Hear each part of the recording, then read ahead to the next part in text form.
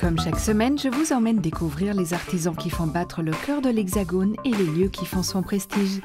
Aujourd'hui, dans Version française, visite du musée Yves Saint-Laurent à travers les différentes collections et archives de l'un des plus grands couturiers du XXe siècle. C'est sous les arcades du Jardin du Palais Royal à Paris qu'œuvre Philippe Chronopoulos, un chef aux inspirations multiples qui régale les papilles. Jean-Paul Gaultier invite Simone Rochat à revisiter ses archives selon ses propres codes, un défilé puissant. Dans le geste, rencontre avec Valérie Tanfin, plumassière d'art qui sublime ce que lui offre la nature. Et juste avant de rencontrer le chef Philippe Chronopoulos, tout de suite notre rubrique Pépites. Aujourd'hui, on lève nos verres à la santé de l'art français accoudé au bar le plus in de l'histoire, le bar YSL. Son créateur, c'est François-Xavier Lalanne. Né à Agen en 1927, il étudie l'art à Paris, où il fréquente Brancusi, Dali ou encore Magritte, aux côtés desquels il développe un certain amour du surréalisme. En parlant d'amour, il rencontre Claude en 52, qui l'épousera et avec qui il formera le duo créatif infernal, les Lalanne. Passionné par la nature, on connaît surtout ses créations animalières. Moutons, que l'on retrouve aussi bien au bord de la route à New York, qu'en troupeau dans les salons parisiens. Mais aussi pour ceux qui auraient envie d'exotisme, voici le rhinocéros bureau, où il fait bon faire semblant de réviser. Sinon, le brochet à tiroir, idéal pour cacher des petits secrets, ou encore les oies qui gardent la place du marché de Sarlat-la-Canéda. Réalisé en bronze, en voilà qui ne risque pas de terminer en foie gras. Mais l'œuvre de Lalanne ne se résume pas qu'aux animaux. En 1965, à la demande du créateur de mode Yves Saint-Laurent lui-même, François-Xavier réalise ce bar sculptural aux lignes d'une élégance ultime. Ce meuble de sculpteur est le reflet de l'esthétique raffinée et avant-gardiste de la maison. Combinant cristal, laiton et maillechort, un alliage de cuivre, zinc et nickel, il s'inspirera de cette commande pour créer une nouvelle pièce l'année suivante. Alors, qu'est-ce qu'on vous sert ?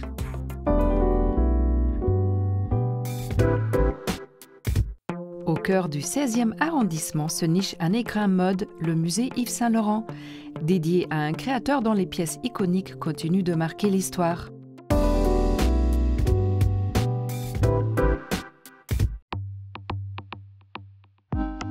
Ce lieu est un lieu mythique parce que l'ancienne maison de couture, aujourd'hui c'est le lieu de conservation de la collection de la Fondation Pierre Berger Yves Saint-Laurent, qui est la plus importante collection d'œuvres du couturier. Nous parlons de plus de 9000 pièces textiles, une incroyable collection de dessins et 130 000 photos, dont vous avez ici une partie qui permet d'introduire à la vie et à l'œuvre de ce grand couturier du XXe siècle. Nous sommes en 1974 lorsque le créateur Yves Saint-Laurent jette son dévolu sur cet hôtel particulier de l'avenue Marceau pour y installer les nouveaux bureaux de sa maison de couture dont la réputation n'est plus à faire.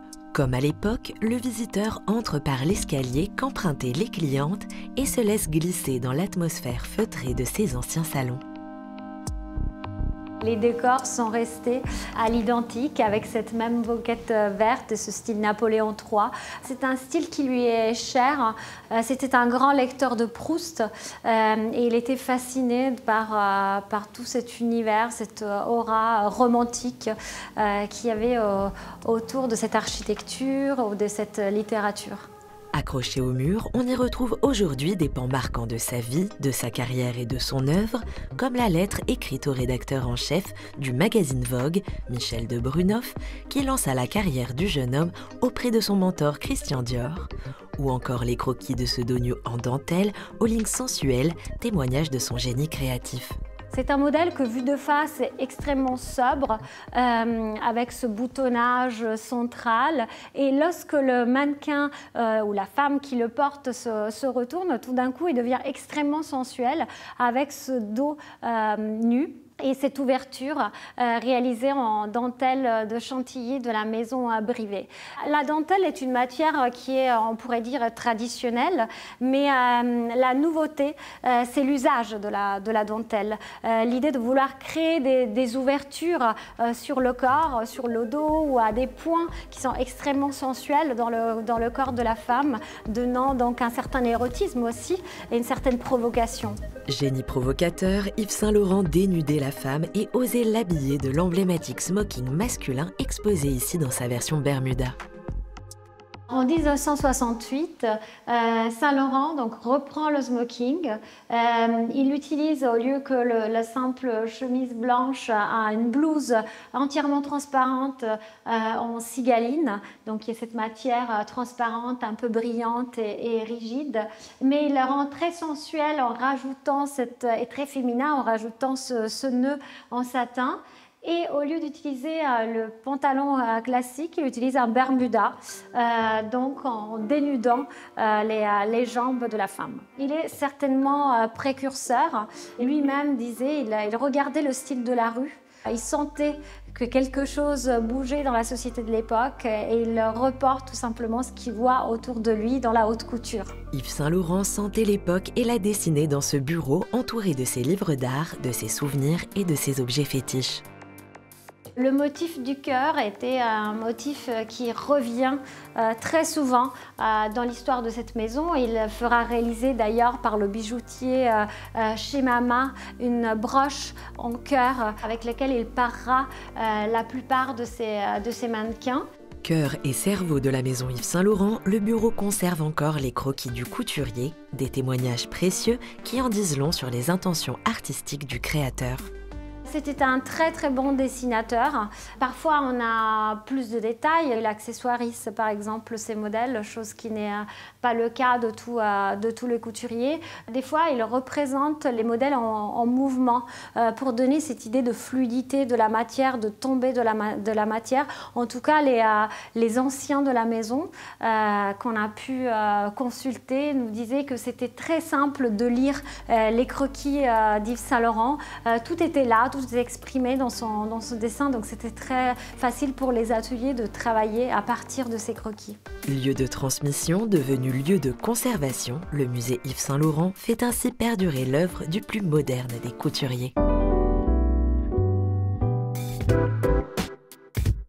Inspiré par la délicatesse des produits et la chaleur de la convivialité grecque, le chef Philippe Chronopoulos nous plonge dans un voyage culinaire réconfortant.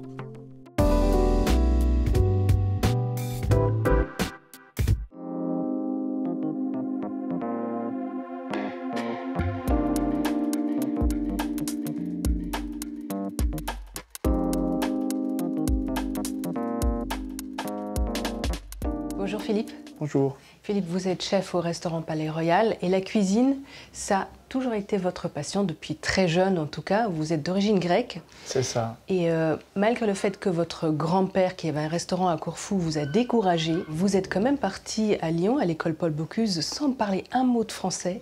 Racontez-moi, qu'est-ce qui vous a fait rester? Je voulais prouver tout d'abord à mes proches et à moi-même que j'étais capable de faire quelque chose, de me surpasser en fait.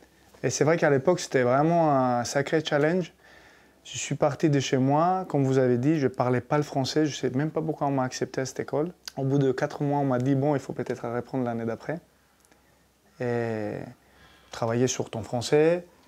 Et puis, je ne sais pas, là, ça m'a fait un choc. Je me souviens très bien avoir appelé mon père et je lui ai dit, bon, écoute, ça va peut-être pas durer. Je vais peut-être rentrer plus tôt que prévu. Il m'a dit, bon, fais de ton mieux.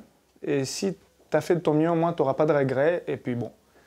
Donc là, je me suis mis à apprendre tout par cœur. Et puis, ça allait de mieux en mieux. Vous êtes ensuite rentré chez Joël Robuchon, entre autres, hein, mais chez Joël Robuchon, on vous a appelé le grec.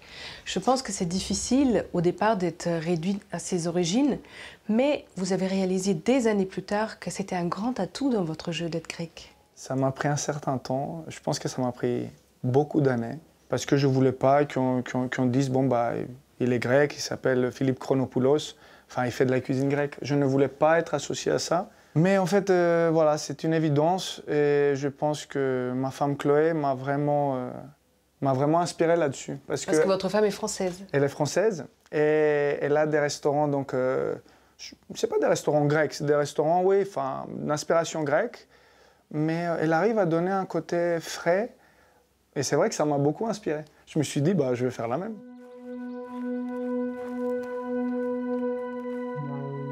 Là, j'aime bien continuer à marier un peu mes origines avec peut-être la tradition française. Chef du Palais Royal Restaurant depuis 2015, Philippe Chronopoulos ose désormais une cuisine plus personnelle en mêlant ses origines grecques. Ses valeurs, il les partage avec une équipe d'une quinzaine de personnes venues de l'international. J'ai des gens qui viennent, j'ai des Grecs, j'ai des Italiens, j'ai Coréens, j'ai Singapouriennes, Taïwanaises, et j'ai quelques Français aussi. J'ai beaucoup de chance d'avoir des gens du monde entier. Et puis on a souvent des gens qui ne parlent pas le français déjà.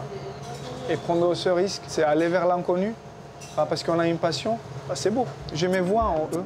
Et cette passion, Philippe l'enrichit chaque jour de ce mélange culturel et des grands chefs avec qui il a travaillé pour créer de nouveaux plats.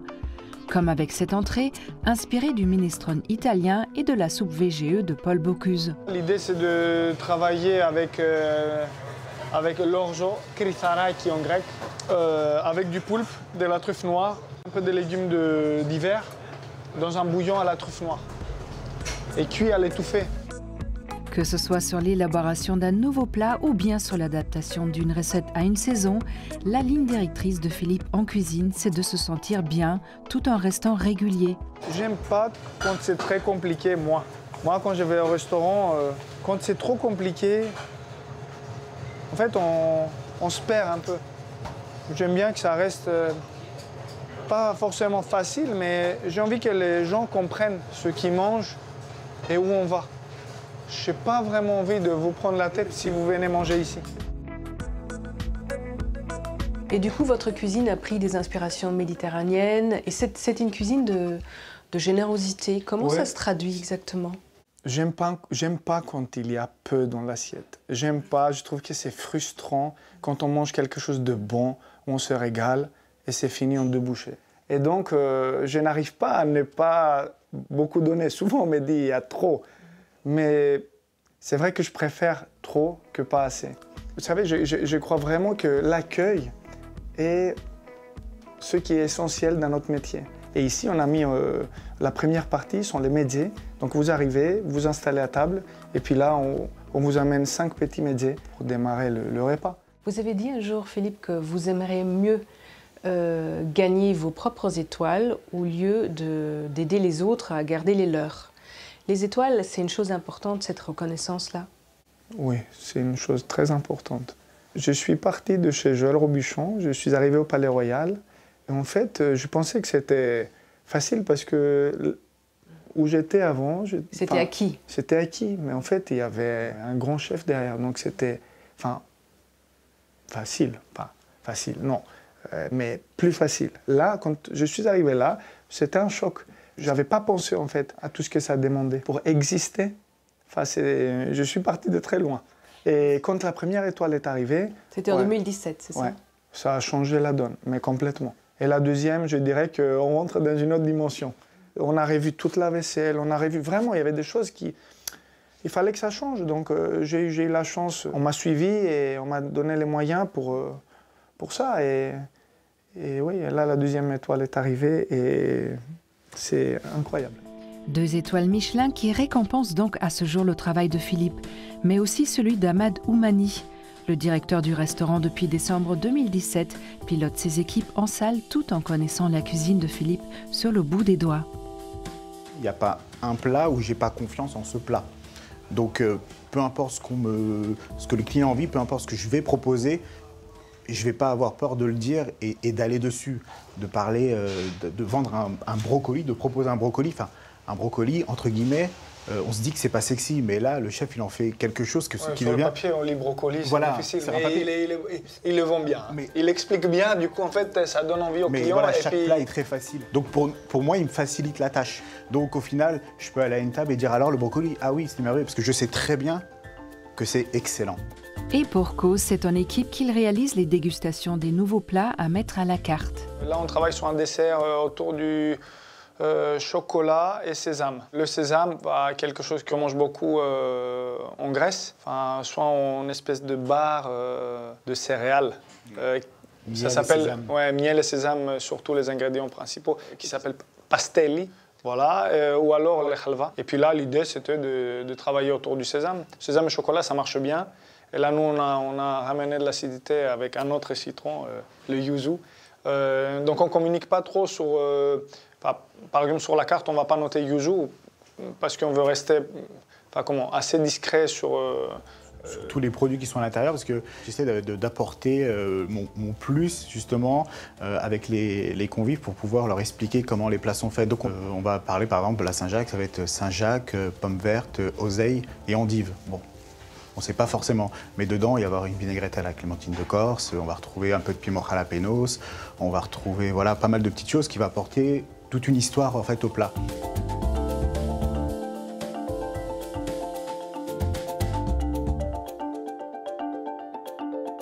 Parlez-moi d'un plat qui pourrait résumer un peu votre cuisine aujourd'hui. Je dirais que ça doit être la tarte aux herbes pour les mezzés. Comment elle est? C'est une petite tarte ovale. On vient mettre une crème qui est faite avec beaucoup d'herbes, au total 7-8 herbes, un peu d'épinards, des oignons, un peu de vin jaune, un peu de feta. Et on fait une crème, on garnit cette tarte et ça me rappelle beaucoup mon pays. Il vous manque encore parfois votre pays? Oui, il me manque beaucoup. Je pense que la qualité de vie en Grèce, et ce qui me manque le plus, vous savez, le beau temps, c'est tout un peu plus, pas tranquille, mais plus relax. En tout cas, ça fait rêver. Merci beaucoup, Philippe. Merci beaucoup.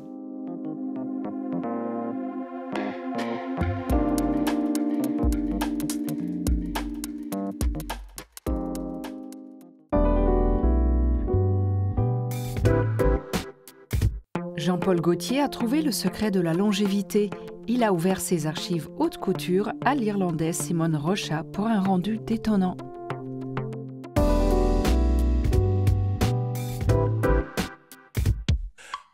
Comment continuer de faire vivre le patrimoine d'une grande maison? Réponse avec Jean-Paul Gaultier, qui met son département haute couture au service de la création contemporaine. Une façon de faire vivre son héritage dans le monde d'aujourd'hui, sans tomber dans le piège des archives immobiles.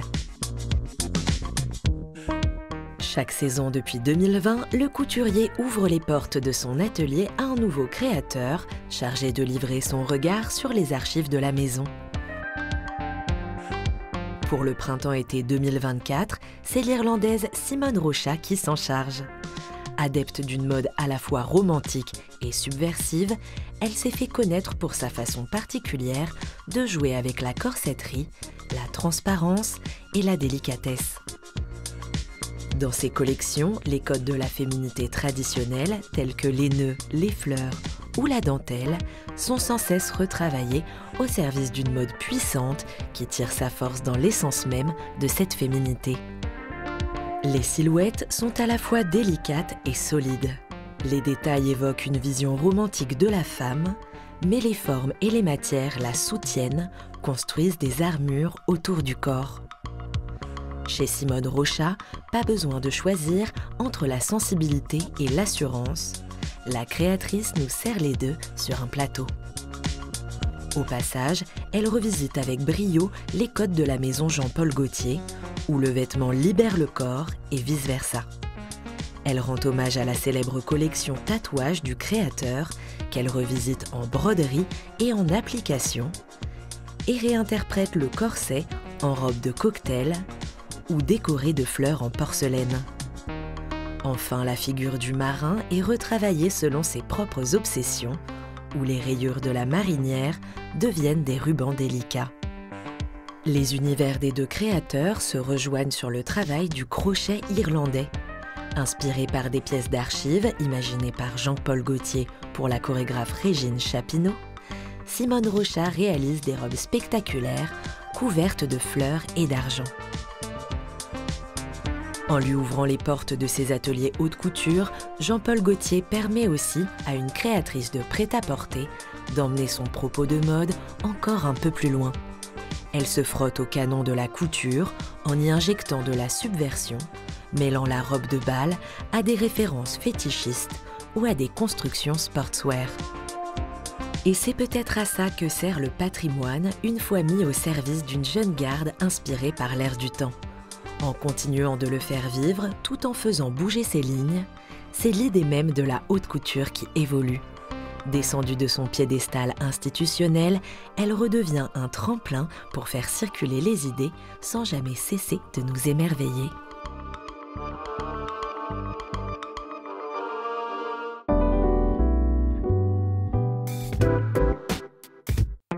Théâtre, cabaret, haute couture et même œuvre d'art, la plume s'invite partout avec Valérie Tanfin.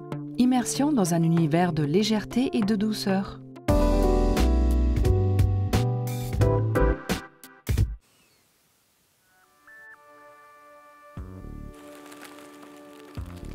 Même si ce sont deux plumes de canard ou d'oie, il n'y en a pas deux identiques. Elles ont toutes des textures différentes, des motifs, des couleurs, des formes. C'est infini comme matière. Je les aime toutes, mais je les aime pas toutes au même moment. En fait, il y a vraiment des périodes dans lesquelles je vais avoir besoin de douceur, et là, voilà, je vais aller choisir des plumes de poule qui sont très rondes, très transparentes, très douces, ou des plumes d'oie. Il y a des fois, j'ai envie d'exprimer des choses plus fortes, donc je vais aller chercher des plumes qui s'y prêtent davantage, qui sont plus graphiques, qui sont plus raides. Toulousaine d'origine, Valérie Tanfin découvre la plume pendant ses études et confirme son amour pour la matière lors d'un stage dans les ateliers de la maison Février, les plumassiers du Moulin Rouge. Elle poursuit ses études, puis intègre la maison Le Marié, produit pour la haute couture, avant de retourner à ses premières amours. Deux univers totalement différents qui lui ont beaucoup appris et lui ont permis de se lancer en 2015. C'est le même métier, mais on ne travaille pas du tout de la même manière. On ne travaille pas les mêmes plumes, on ne travaille pas avec les mêmes outils, on ne travaille pas avec les mêmes techniques non plus. Dans son atelier, Valérie intervient sur des pièces de maison de luxe et de haute couture, crée des costumes pour le théâtre ou le cabaret, imagine des pièces culturelles pour la décoration intérieure, mais doit toujours se plier aux contraintes de la matière. On a beau avoir toute la technicité du monde, tous les gestes qui vont bien, c'est la matière qui décide. Et si une plume, elle ne veut pas aller à un endroit, elle n'ira pas. C'est à nous de nous adapter, et je crois que c'est vraiment ça que j'aime. Plumes d'oie, d'autruche, de poule, les variations et possibilités sont multiples, mais doivent répondre à la Convention de Washington qui impose de n'utiliser que les plumes des oiseaux qu'on mange. Les plumes que reçoit Valérie sont nettoyées, mais arrivent en vrac. Commence alors un long et fastidieux travail de tri. Alors que le plus gros du travail en plumasserie, c'est le tri de sa matière. On les trie par qualité, par taille, par côté, parce que sur l'oiseau, elles sont placées à droite ou à gauche, donc elles ont un mouvement naturel à droite ou à gauche. Enfin voilà, il y a beaucoup de paramètres à prendre en compte quand on trie une plume. Et c'est des choses qui diffèrent d'un projet à l'autre. On ne va pas avoir la même exigence pour ce qu'on cherche dans la plume. En plumasserie, il y a 3 techniques principales. La couture, plus souvent utilisée en haute couture, le collage et la monture, que Valérie utilise beaucoup pour la création de ses œuvres personnelles. Pour faire ma fleur, je vais d'abord découper chaque pétale et ensuite je vais venir les assembler autour d'une tige métallique pour avoir voilà, cet effet 3D. Donc je l'assemble avec du fil.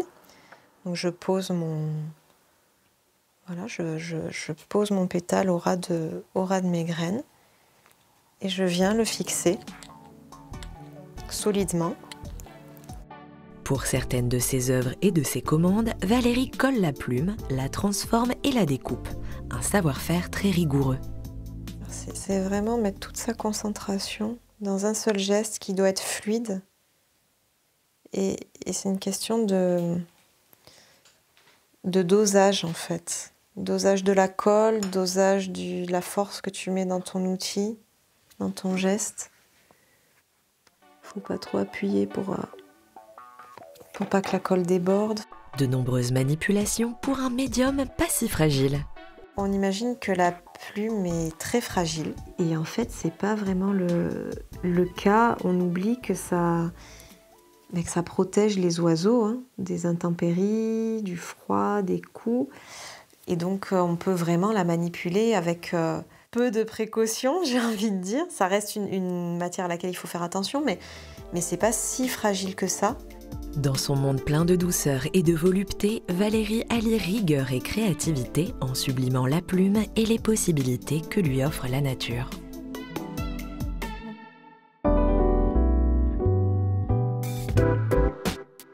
Version française est déjà terminée, mais on se retrouve très vite pour toujours plus de découvertes. Bye!